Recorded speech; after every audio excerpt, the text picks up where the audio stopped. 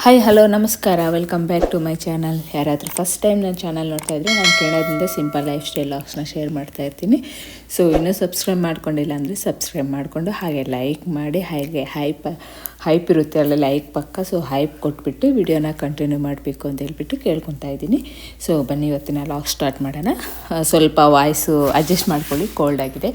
So ಹಾಗಾಗಿ ಇದು ಬಂದು ನಾನು ಒಣಗೊನೆ ಸೊಪ್ಪಿನ ಸಾರು ಮಾಡ್ತಾಯಿದ್ದೀನಿ. ಇಲ್ಲಿ ನಮಗೆ ಫ್ರೆಶ್ ಆಗಿ ಏನು ಸಿಗೋದಿಲ್ಲ, ಏನು ಸೊಪ್ಪುಗಳೇನು ಅಷ್ಟು ಫ್ರೆಶ್ ಆಗಿ ಅಂದರೆ ಪಾಲಕ್ ಸಿಗುತ್ತೆ, ಅವಾಗಾದರೂ ಮೆಂತ್ಯ ಸೊಪ್ಪು ಸಿಗುತ್ತೆ ಅಷ್ಟೇ ಆಗಲಿ. ಇನ್ನು ಬೇರೆ ಸೊಪ್ಪೆಲ್ಲ ಈ ಥರ ಫ್ರೋಝನ್ದೇ ಸಿಗೋದು. ಸೊ ಇಂಡ್ಯಾದಲ್ಲಿ ಸಹ ಇವಾಗ ಅಪರೂಪ ಆಗೋಗಿದೆ ಒಣಗೊನೆ ಸೊಪ್ಪು ಸಿಗೋದು. ಸೊ ನಮಗೆ ಇಲ್ಲಿ ನಾನು ದೇಸಿ ಮಂಡಿಗೆ ಹೋಗಿದ್ರೆ ಅಲ್ಲಿ ನಂಗೆ ಒಣಗೊನೆ ಸೊಪ್ಪು ಸಿಕ್ತು. ಸೊ ಹಾಗಾಗಿ ಒಂದು 4-5 ಪ್ಯಾಕೆಟ್ಸ್ ಎಲ್ಲ ತೊಗೊಂಡು ಇಟ್ಕೊಂಡಿದ್ದೀನಿ. ತೊಗೊಂಡು ಬಂದು ಮತ್ತೆ ಯಾವಾಗ ಹೋಗ್ತೀವೋ ಏನೋ ಗೊತ್ತಿಲ್ಲ ಅಲ್ವಾ. ಸೊ ಹಾಗಾಗಿ ತೊಗೊಂಡು ಬಂದು ಇಟ್ಕೊಂಡಿದ್ದೀನಿ. ಅದಕ್ಕೆ ಇವತ್ತು ತುಂಬ ದಿನ ಆಗಿತ್ತು ಮಾಡಿ ಅಂತ ಹೇಳ್ಬಿಟ್ಟು ಇನ್ನು ಇವತ್ತು ಒಣಗೊನೆ ಸೊಪ್ಪಿನ ಸಾರು ಮಾಡ್ತಾಯಿದ್ದೀನಿ. ಯಾವ ರೀತಿ ಮಾಡೋದು ಅಂದರೆ ನಮ್ಮ ಕಡೆ ಹಳ್ಳಿ ಕಡೆ ಯಾವ ರೀತಿ ಮಾಡ್ತಾರೆ ಅಂತ ಹೇಳ್ಬಿಟ್ಟು ನಾನು ತೋರಿಸ್ತೀನಿ. ಸೊ ಇದು ತುಂಬ ಫ್ರೀಸ್ ಆಗಿರುತ್ತೆಲ್ಲ, ಸೊ ಹಾಗಾಗಿ ಸ್ವಲ್ಪ ನೀರು ಹಾಕಿ ಸ್ವಲ್ಪ ಹೊತ್ತು ಇಟ್ಬಿಟ್ರೆ ಅದೆಲ್ಲ ಬಿಟ್ಕೊಳ್ಳುತ್ತೆ. ಸೊ ಅವಾಗ ನಾವು ಮಾಡ್ಕೋಬೋದು ಕ್ಲೀನಾಗಿ ತೊಳ್ಕೊಂಬಿಟ್ಟು. ಬಟ್ ಏನಂದರೆ ಇಲ್ಲಿ ನಾನು ಈ ಥರದ್ದು ಸ್ವಲ್ಪ ದೊಡ್ಡ ದೊಡ್ಡ ಎಲೆಗಳಿದ್ದಾವೆ ಇದರಲ್ಲಿ. ನಾವು ಹಳ್ಳಿ ಕಡೆ ಎಲ್ಲನೂ ಸ್ವಲ್ಪ ಚಿಕ್ಕ ಚಿಕ್ಕ ಎಲೆಗಳು ಸಿಗುತ್ತೆ, ಅದು ತುಂಬ ಚೆನ್ನಾಗಿರುತ್ತೆ, ತುಂಬ ಟೇಸ್ಟಿಯಾಗಿರುತ್ತೆ, ಕೆರೆಗಳಲ್ಲೆಲ್ಲ ಸಿಗುತ್ತೆ. ಸೊ ಅದು ತುಂಬ ಇಷ್ಟ ನನಗಂತೂ. ಸೊ ಈ ರೀತಿ ದೊಡ್ಡ ದೊಡ್ಡ ಎಲೆಗಳೆಲ್ಲ ಸ್ವಲ್ಪ ಇಲ್ಲಿಗೆ ಬಂದಮೇಲೆ ನಾನು ನೋಡ್ತಾ ಇರೋದು, ಸ್ವಲ್ಪ ಆ ಟೇಸ್ಟ್ ಇರೋದು ಇಲ್ಲ. ಇದು ಸ್ವಲ್ಪ ಫ್ರೀಝರು ಅಲ್ವಾ, ಫ್ರೀಸ್ ಆಗಿರೋದು ಅಷ್ಟು ಟೇಸ್ಟ್ ಇರುತ್ತಿಲ್ಲ. ಬಟ್ ಓಕೆ, ಪರವಾಗಿಲ್ಲ, ತಿನ್ಬೋದು. ಸೊ ಹಾಗಾಗಿ ಒಂದ್ಸಲ ತೊಗೊಂಡು ಬಂದು ಟ್ರೈ ಮಾಡಿದ್ದೆ. ಸೊ ಇಷ್ಟ ಆಯಿತು. ಅದಕ್ಕೆ ಮೊನ್ನೆ ಹೋದಾಗ ಒಂದು 4-5 ಪ್ಯಾಕೆಟ್ಸ್ ತೊಗೊಂಡು ಬಂದುಬಿಟ್ಟೆ. ಇನ್ನು ಅದೆಲ್ಲ ಸ್ವಲ್ಪ ಕ್ಲೀನಾಗಿ ತೊಳ್ಕೊಂಬಿಟ್ಟು ಆಮೇಲೆ ಸ್ವಲ್ಪ ಬೇಳೆ ಹಾಕ್ಕೊಂಡು ನಾನು ಅದನ್ನು ಬೇಳೆನೂ ತೊಳ್ಕೊಬಿಟ್ಟು ಹಿಂಗೆ ಕುದಿಯೋಕೆ ಇಡ್ತಾಯಿದ್ದೀನಿ. ಕುಕ್ಕರಲ್ಲಿ ಏನು ಇಡ್ತಾ ಇಲ್ಲ, ಯಾಕಂದರೆ ಇಲ್ಲಿ 1 ವಿಸಲ್ಗೆ ಫುಲ್ಲು ಬೇಳೆ ಎಲ್ಲ ಫುಲ್ ನುಣ್ಣಗಾಗೋಗುತ್ತೆ. ಹಾಗಾಗಿ ಪಾತ್ರೆಯಲ್ಲೇ ಮಾಡ್ತಾಯಿದ್ದೀನಿ. ಇನ್ನು ಹಾಗೆ ಒಂದು ಟೊಮೊಟೊನೂ ಸ್ವಲ್ಪ ಉಪ್ಪು ಹಾಕ್ಕೊಂಡು ಕುದಿಸ್ಕೊತಾ ಇದ್ದೀನಿ. ಬೇಳೆನ ಸ್ವಲ್ಪ ಒಂದು ಅರ್ಧ ಭಾಗ ಕುದಿದ ಮೇಲೆ ಸೊಪ್ಪು ಹಾಕ್ಕೊತಾ ಇದ್ದೀನಿ. ಸೊಪ್ಪು ಏನು ಜಾಸ್ತಿ ಹೊತ್ತು ಕುದಿಯೋ ಕೆಲಸ ಇಲ್ಲ. ಸೊ ಒಂದು 10 ಮಿನಿಟ್ಸ್ ಕುದಿದ್ರೆ ಸಾಕು, ಸೊಪ್ಪು ಬೇಗ ಕುದಿಯುತ್ತೆ. ಸೊ ಇದು ಬೇಳೆ ಎಲ್ಲ ರೆಡಿ ಆಗೋ ಅಷ್ಟೊತ್ತಿಗೆ ಇನ್ನು ನಾನು ಸ್ವಲ್ಪ ಮಸಾಲೆಗೆಲ್ಲ ಏನೇನು ಬೇಕೋ ಅದೆಲ್ಲ ರೆಡಿ ಮಾಡ್ಕೊಂಡ್ಬಿಡ್ತೀನಿ. ಇನ್ನು ಇದು ಬಂದು ಸ್ವಲ್ಪ ಪೀನಟ್ಸನ್ನು ಒಣಮೆಣ್ಸಿನ್ಕಾಯಿನ ಹುರ್ಕೊತಾ ಇದ್ದೀನಿ. ಇದು ಸೊಪ್ಪು ಒಗ್ಗರಣೆ ಹಾಕ್ತೀವಲ್ಲ, ಅದಕ್ಕೆ ಈ ಮಿಕ್ಸ್ ಮಾಡಿದ್ರೆ ಇದು ಪೌಡ್ರ್ ಮಾಡಿಕೊಂಡು ತುಂಬ ಚೆನ್ನಾಗಿರುತ್ತೆ. ಸೊ ಹಾಗಾಗಿಬಿಟ್ಟು ಇನ್ನು ಸೊಪ್ಪೆಲ್ಲ ಕುದಿದ್ಮೇಲೆ ಸ್ವಲ್ಪ ಬೇಳೆನೂ ಸೊಪ್ಪು ಹಾಗೆ ಸ್ವಲ್ಪ ಟೊಮೊಟೊ ಇದು ಸೈಡಿಗೆ ಮಾಡಿ ಇಟ್ಕೊಬಿಟ್ಟೆ ನಾನು. ಆಮೇಲೆ ಮಿಕ್ಸಿ ಜಾರಲ್ಲಿ ನಾವೇನು ಫಸ್ಟ್ ಹುರ್ಕೊಂಡಿದ್ದೀವಲ್ಲ, ಸೊ ಪೀನಟ್ಸು ಆಮೇಲೆ ಒಣಮೆಣ್ಸಿನ್ಕಾಯಿ ಆಮೇಲೆ ಒಂದೇ ಒಂದು ಬೆಳ್ಳುಳ್ಳಿ ಹಾಕ್ಕೊತಾ ಇದ್ದೀನಿ, ಜಾಸ್ತಿ ಹಾಕ್ಕೊತಾ ಇಲ್ಲ. ನಂಗೆ ಜಾಸ್ತಿ ಹಾಕಿದ್ರೆ ಇಷ್ಟ ಆಗೋಲ್ಲ. ಹಾಗಾಗಿಬಿಟ್ಟು ನಾನು ಅದನ್ನು ಫ್ರೈ ಮಾಡಿ ಸ್ವಲ್ಪ ಸೈಡ್ಗೆ ಇಟ್ಕೊಬಿಟ್ಟೆ. ಆಮೇಲೆ ಸಾರಿಗೆ ಬಂದುಬಿಟ್ಟು ಸ್ವಲ್ಪ ಈರುಳ್ಳಿನೂ ಬೆಳ್ಳುಳ್ಳಿ ಸ್ವಲ್ಪ ಹುರ್ಕೊತಾ ಇದ್ದೀನಿ. ಹಾಗೆ ಹಸಿದಾದರೂ ಹಾಕ್ಕೋಬೋದು.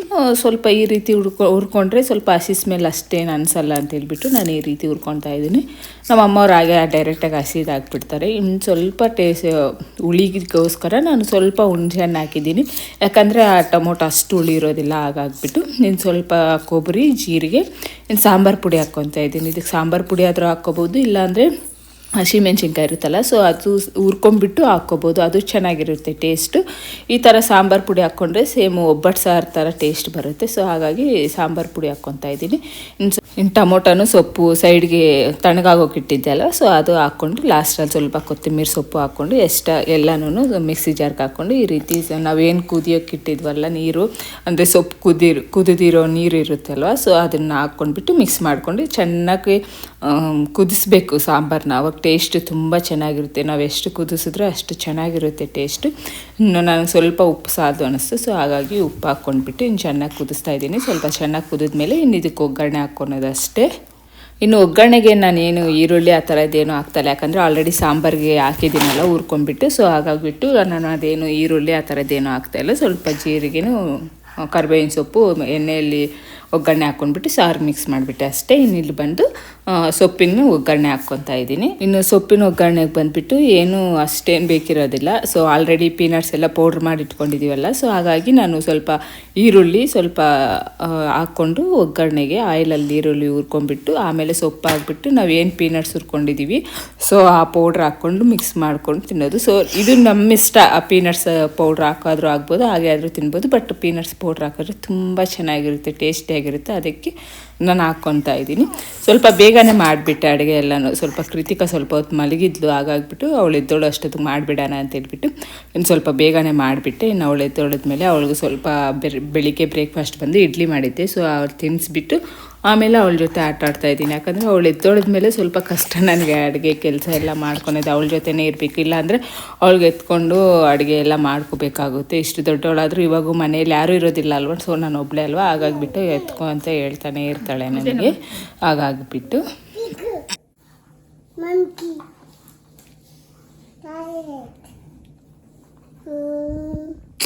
ಸುಮ್ಮನೆ ಒಂದು ಹತ್ರ ಕುತ್ಕೋ ಕೃತಿಕಾ, ಬೈಲ್ ಕೂಚು.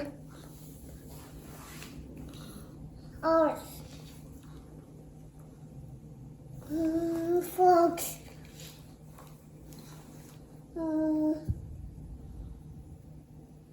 ಏನಿದೆ? Fox. Fox. Cow. Tomatoes. Pumpkin. Apple. Goat. Eggplant. Good. Orange. Red. Garlic. Good girl chicken. Cucumber. Yes. Rabbit. Doctor.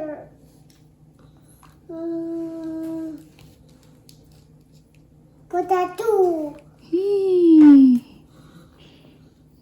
More. ಏನದು? Colour paper. Color paper. Where color paper? ಅವನಮ್ಮ ಬೆಲ್ ಪೇಪರ್ಸ್ ಅಮ್ಮ ಅವು. Where color paper? Colour papers. More. I want the color paper. Color paper. ಇನ್ನು afternoon 1 o'clockವರೆಗೂ ಸ್ವಲ್ಪ ಹೊತ್ತು ಆಟ ಆಡಿಸ್ಬಿಟ್ಟು ಆಮೇಲೆ ಸ್ವಲ್ಪ ಊಟ ಮಾಡಿಸ್ಬಿಟ್ಟೆ. ಕೃತಿಕಾಗೇನು ಸಾರಲ್ಲಿ ತಿನ್ಸಲ್ಲ, ನಾನು ಸೊಪ್ಪು ಬೇಳೆ ಇರುತ್ತಲ್ಲ ಅದು ಮಿಕ್ಸ್ ಮಾಡಿಬಿಟ್ಟು ರೈಸಲ್ಲಿ ತಿನ್ನಿಸ್ಬಿಡ್ತೀನಿ. ಇಬ್ಬರು ಮಕ್ಕಳು ಅಷ್ಟೇ, ಅದು ಸೊಪ್ಪಲ್ಲಿ ಮಿಕ್ಸ್ ಮಾಡಿಬಿಟ್ರೆ ರೈಸು ಇಷ್ಟಪಟ್ಟು ತಿಂತಾರೆ, ಆರಾಮಾಗಿ ತಿಂತಾರೆ. ಬರೀ ಸಾರು ಹಾಕಿದ್ರೆ ಆ ಸೊಪ್ಪು ತಿನ್ನೋದಿಲ್ಲ. ಸೊ ಹಾಗಾಗಿ ನಾನು ಆ ರೀತಿ ಮಾಡ್ತೀನಿ.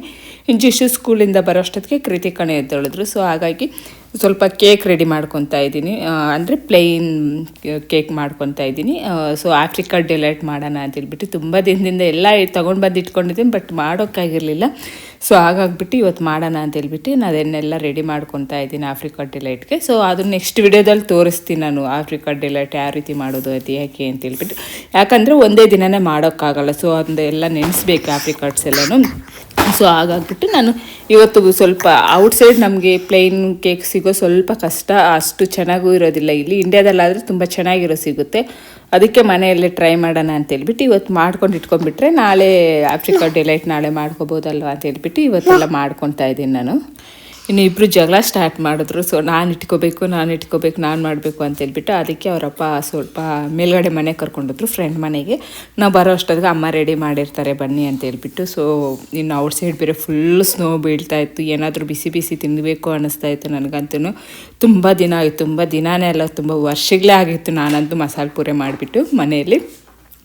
ಸೊ ಇಲ್ಲಿ ಸಿಗೋದಿಲ್ಲ ನಮಗೆ, ಯಾವಾಗಾದರೂ ತಿನ್ನಬೇಕು ಅಂದರೆ ಯಾವಾಗಾದರೂ ಬೇಕು ಅಂದರೆ ಈ ಥರ ಮನೆಯಲ್ಲೇ ಮಾಡ್ಕೋಬೇಕಾಗಿತ್ತು. ಬಟ್ ನಾನು ತುಂಬ ವರ್ಷಗಳಾಗೋಗಿತ್ತು ಮಾಡಿಬಿಟ್ಟು. ಒಂದು 3 years ಏನೋ ಆಗಿತ್ತು ನಾನು ಮಸಾಲೆ ಪೂರಿ ಮಾಡೇ ಇರಲಿಲ್ಲ. ಸೊ ಅದಕ್ಕೆ ಇವತ್ತು ಮಾಡ್ಕೊಳ್ಳೋಣ ಅಂತೇಳ್ಬಿಟ್ಟು ಇನ್ನು ಇವತ್ತು ಎಲ್ಲ ಹಾಗೆ ಕೇಕ್ ಮಾಡ್ತಾ ಮಸಾಲೆ ಪೂರಿನ ರೆಡಿ ಮಾಡ್ಕೊಬಿಟ್ಟೆ. ನೈಟ್ಗೆ ಇದೇ ಆಗುತ್ತೆ ಡಿನ್ನರ್ಗೆ ನಮಗೆ. ಮಕ್ಕಳಿಗೆ ಸ್ವಲ್ಪ ರೈಸ್ ಇದೆ, ಮಕ್ಕಳಿಗೆ ತಿನ್ನಿಸ್ಬೋದು ರೈಸಲ್ಲಿ ಅಂತೇಳ್ಬಿಟ್ಟು. ಇನ್ನು ನಮ್ಗೆ ಡಿನ್ನರ್ ಇದೆ, ನೈಟ್ಗೆ ಇನ್ನೇನು ರೈಸು ಆ ಥರದ್ದು ಏನೂ ತಿನ್ನೋದಿಲ್ಲ. ಇದೆಲ್ಲ ರೆಡಿ ಮಾಡೋ ಅಷ್ಟೊತ್ತಿಗೆ ನಮ್ಗೆ 6 o'clock 6:30 7 ಆಗೋಯ್ತು. ಸೊ ಹಾಗಾಗಿಬಿಟ್ಟು ಇನ್ನು ಡಿನ್ನರ್ ಇದು ಆದಮೇಲೆ ಮತ್ತೆ ಡಿನ್ನರ್ ಏನು ತಿನ್ನೋದು ಅಂತೇಳ್ಬಿಟ್ಟು ಇದು ಮಸಾಲೆ ಪೂರಿನೇ ತಿನ್ಕೊಂಡ್ವಿ ನಾವು. ಬಟ್ ತುಂಬ ಚೆನ್ನಾಗಿ ಬಂದಿತ್ತು. ಎಷ್ಟು ಚೆನ್ನಾಗಿ ಬಂದಿತ್ತು ಅಂದರೆ ನೆಕ್ಸ್ಟ್ ಡೇ ಸಹ ನಾನು ಇದೇ ತಿಂದಿದ್ದೀನಿ, ಅಷ್ಟು ಚೆನ್ನಾಗಿತ್ತು. ಮಸಾಲೆ ಹಾಗೆ ಇಟ್ಟಿಟ್ಕೊಂಡಿದ್ದೆ, ಉಳಿಯುತ್ತಲ್ವ ಮಸಾಲೆ, ಸೊ ಹಾಗೆ ಇಟ್ಕೊಂಡಿದ್ದೆ. ಬಟ್ ತುಂಬ ಚೆನ್ನಾಗಿತ್ತು, ತುಂಬ ವರ್ಷಗಳೇ ಆಗೈತಲ್ವ ತಿಂದ್ಬಿಟ್ಟು. ಸೊ ಅದಕ್ಕೆ ಏನೋ ಇಷ್ಟು ಚೆನ್ನಾಗಿದೆ ಅಂತ ಅನ್ನಿಸ್ತು ನನಗೆ. ನೋಡ್ತಾ ಇರ್ಬೋದು ನೀವೇ ಎಷ್ಟು ಸ್ನೋ ಬೀಳ್ತಾ ಇದೆ ಅಂತೇಳ್ಬಿಟ್ಟು. 1 ವೀಕಿಂದ ನಾನ್ ಸ್ಟಾಪಾಗಿ ಬೀಳ್ತಾನೇ ಇದೆ. ತುಂಬ ಸ್ನೋ ಬೀಳ್ತಿ ಸಲಿ ಅಂತೂ. ಸೊ ಹಾಗಾಗಿಬಿಟ್ಟು ಈ ಸ್ನೋ ನೋಡೇ ನಾವು ಡೈಲಿ ಒಂದೊಂದು ಏನೋ ಒಂದು ಮಾಡ್ಕೊಂಡು ತಿಂತಾಯಿದ್ವಿ, ಆ ರೀತಿ ಆಗೋಗಿದೆ ಚಳಿಗೆ.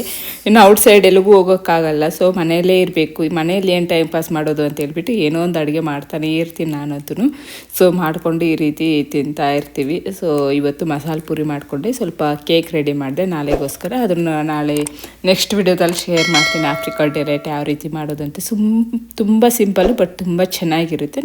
ಸೊ ಇದಿಷ್ಟ ಆಗಿತ್ತು ಇವತ್ತಿನ ವಿಡಿಯೋ ಇಲ್ಲಿಗೆ ಎಂಡ್ ಮಾಡ್ತಾ ಇದ್ದೀನಿ. Thank you, bye.